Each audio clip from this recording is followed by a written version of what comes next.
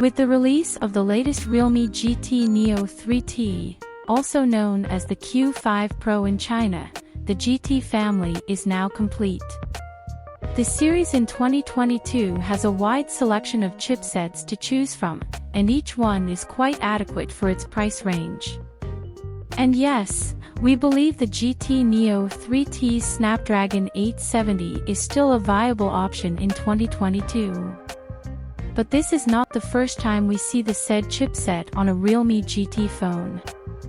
With the release of the latest Realme GT Neo 3T, also known as the Q5 Pro in China, the GT family is now complete. The series in 2022 has a wide selection of chipsets to choose from, and each one is quite adequate for its price range.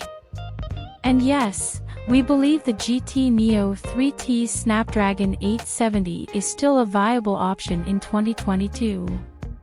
But this is not the first time we see the said chipset on a Realme GT phone.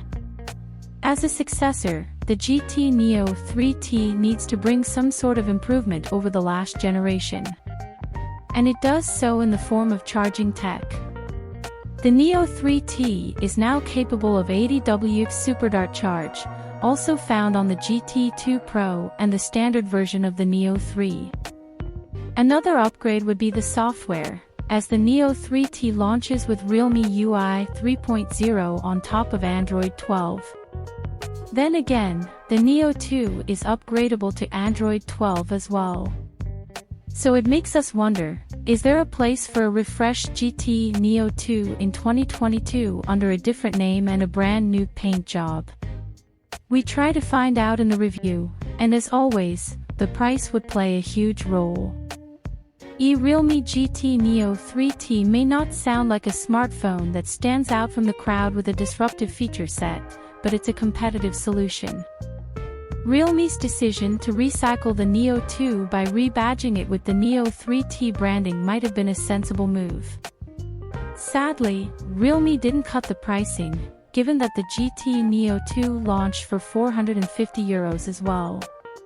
The display quality is excellent, the Snapdragon 870 SoC is still a potent solution in 2022, battery life is solid, and charging is on par with the more expensive GT2 and GT2 Pro and last year's Neo 2. Sadly, the camera department and the build quality hold the GT Neo 3T back. There are obviously better builds for the price as well as more versatile and capable camera setups.